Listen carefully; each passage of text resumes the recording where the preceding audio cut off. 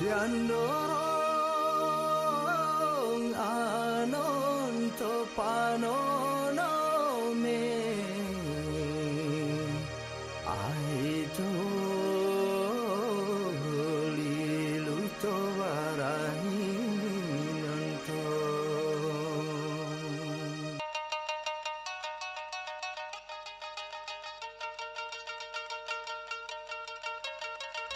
Indonesia merupakan negara yang sangat beragam. Indonesia memiliki suku bangsa atau etnik dan ras yang tersebar di wilayah Indonesia. Salah satunya adalah suku Dayak. Suku Dayak merupakan penduduk asli Pulau Kalimantan yang terdiri atas beragam budaya dan subsuku. Secara bahasa, Dayak sebetulnya bukanlah nama sebuah suku. Yang disebut orang Dayak dalam bahasa Kalimantan secara umum artinya adalah orang pedalaman yang jauh dari kehidupan kota.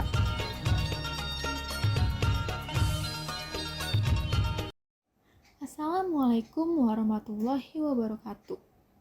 Halo semuanya, perkenalkan nama saya Arini Leli Fasya dari Prodi Perjalanan Wisata Fakultas Ilmu Sosial Universitas Negeri Jakarta. Di jurusan pariwisata ini, kita akan mempelajari berbagai macam kebudayaan dan kesenian yang ada di Indonesia. Salah satunya terdapat di mata kuliah Kebudayaan dan Kesenian Indonesia. Di video ini, saya akan menceritakan 7 unsur kebudayaan suku Dayak.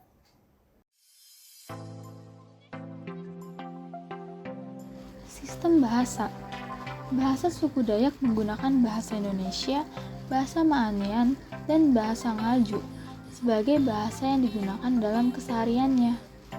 Orang Dayak di Kalimantan, khususnya Dayak yang berada di Kalimantan Barat, Timur, Selatan, dan Utara, hampir semuanya mengerti bahasa Oddanum atau Dohoy. Sedangkan orang Dayak Kalimantan Tengah dan Kalimantan Selatan sebagai bahasa perantara umumnya adalah bahasa Dayak Ngaju, yang juga disebut bahasa Kapuas.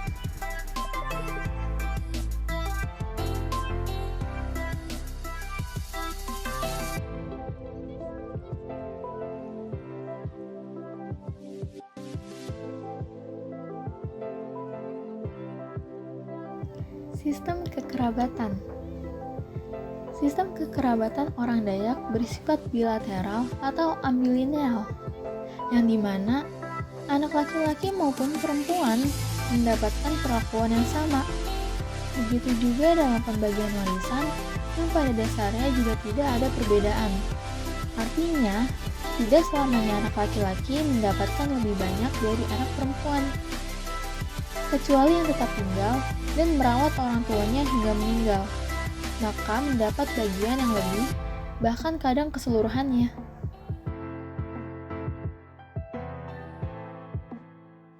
Sistem mata pencaharian.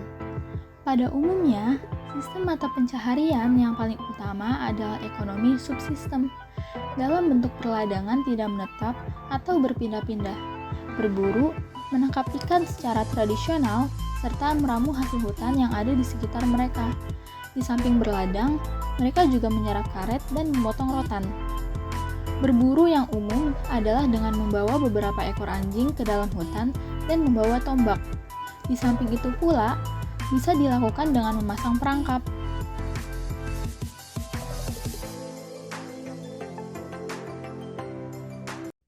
Sistem pengetahuan. Dalam berpakaian, dulu orang Dayak sering menggunakan ewah atau cawat untuk pakaian asli laki-laki Dayak yang terbuat dari kulit kayu, dan kaum wanita memakai sarung dan baju yang terbuat dari kulit kayu. Sedangkan pada masa sekarang, orang Dayak di Kalimantan Tengah sudah berpakaian lengkap, seperti laki-laki memakai hem dan celana, dan kaum wanita memakai sarung dan kebaya, atau bagi anak muda memakai rok potongan Eropa.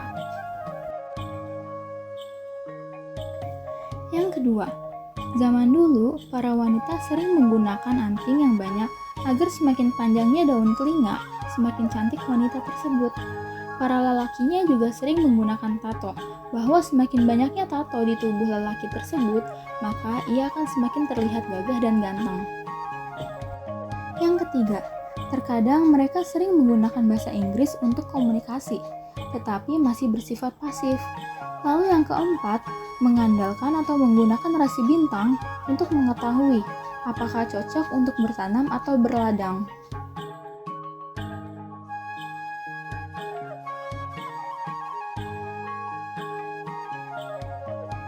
Sistem teknologi dan perlengkapan hidup.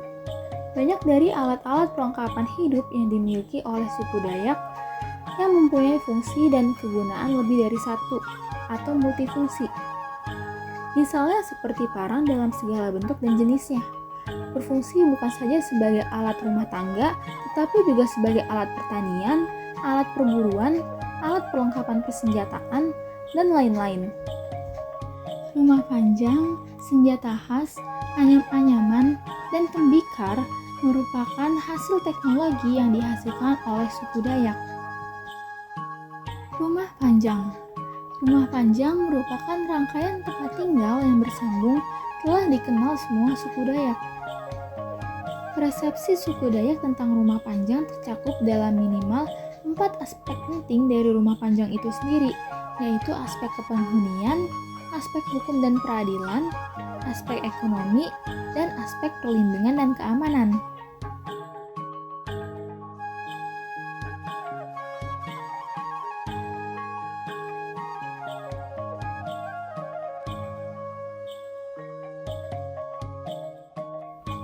Senjata khas. Senjata khas yang dimiliki suku Dayak di Kalimantan yang tidak dimiliki oleh suku lainnya adalah mandau dan sumpit. Senjata khas yang disebut mandau terbuat dari lempeng besi yang ditempa berbentuk pipi panjang seperti parang berujung runcing, menyerupai paruh burung yang bagian atasnya berlekuk datar. Anyam-anyaman. Kerajinan tradisional dari orang Dayak berupa anyam-anyaman yang terbuat dari bahan baku rotan. Terdapat di semua suku Dayak dengan berbagai versi. Hal yang tampak khas terdapat dalam dua bentuk, yaitu anyam tikar dengan aneka macam motif hias dan sejenis keranjang bertali yang disebut anjat, kiang, berangka, dan sebagainya.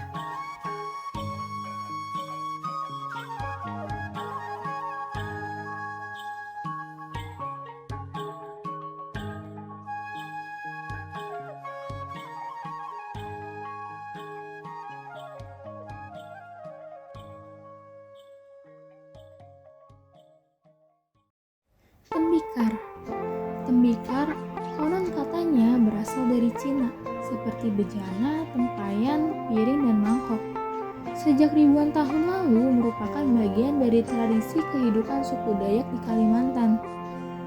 Bahkan sebagian besar dari barang tersebut, terutama tempayan dan guci, tidak hanya memiliki nilai ekonomis, melainkan juga memiliki nilai sosiologis yang difungsikan sebagai mahar atau mas kawin dan sarana berbagai upacara adat, juga untuk menyimpan tulang-tulang leluhur, serta sebagai lambang status sosial seseorang. Sistem kesenian. Orang Dayak, walaupun dalam kehidupannya agak sederhana, ternyata sangat gemar akan kesenian. Kesenian yang dimiliki oleh orang Dayak di Kalimantan berupa seni tari, seni suara, seni ukir, dan seni lukis. 1. Seni tari. Seni tari yang hidup dan berkembang di lingkungan masyarakat Dayak berupa yang pertama ada nasai, jenis tarian yang diperuntukkan untuk menyambut tetamu agung atau orang berpangkat. Lalu yang kedua, gantar, jenis tarian yang diperuntukkan selain untuk menyambut tamu-tamu agung, juga tarian-tarian pada upacara memotong padi. Lalu ada deder, tarian ini ada dua jenis, yaitu deder siang dan deder dusun tengah, yang dipersembahkan untuk menyambut tamu dan ketika ada upacara adat dan lain-lain.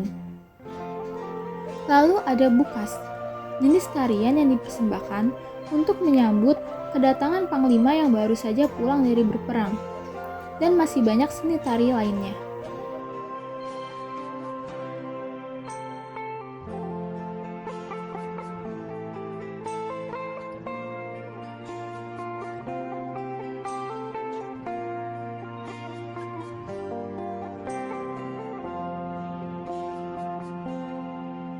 Dua, seni suara. Kesenian dalam bentuk seni suara yang hidup dan berkembang di lingkungan masyarakat Dayak adalah nyanyian-nyanyian yang berkaitan dengan kehidupan religi yang dianut dan dipercaya, seperti nyanyian-nyanyian waktu memotong padi, waktu berkayuh, berladang, menumbuk padi, berperang, berjalan di hutan, berburu, pesta, bersukaria, dan nyanyian yang memuja Tuhan, serta nyanyian tentang kematian keluarga. Ketiga, seni ukir. Kesenian dalam bentuk seni ukir yaitu berupa ukiran-ukiran pada hulu mandau yang terbuat dari kayu maupun tanduk rusa, sarung mandau, patung, perisai, dan sumpit.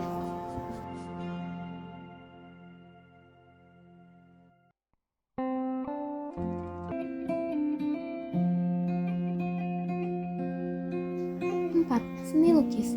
Kesenian dalam bentuk seni lukis masyarakat Dayak yaitu berupa seni lukis seluruh badan manusia atau tato dengan menggunakan alat yang disebut tutang atau cacah yang dilakukan dengan sangat teliti dan hati-hati.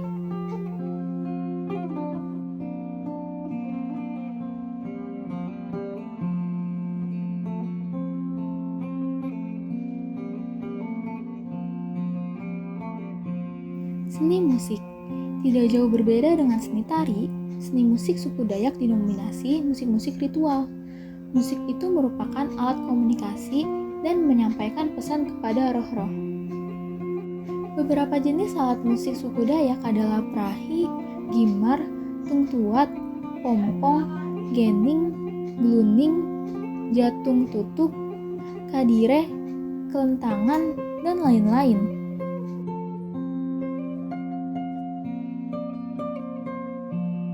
Sistem religi dan kepercayaan. Sejak awal kehidupannya, orang Dayak telah memiliki keyakinan yang asli milik mereka, yaitu agama Keharingan. Kata Keharingan diambil dari Danum Keharingan yang berarti air kehidupan. Keyakinan tersebut menjadi dasar adat istiadat dan kebudayaan mereka. Agama Keharingan hingga saat ini masih dianut oleh sebagian besar orang Dayak, walaupun pada kenyataannya tidak sedikit orang Dayak yang telah menganut agama Islam, Kristen, dan Katolik.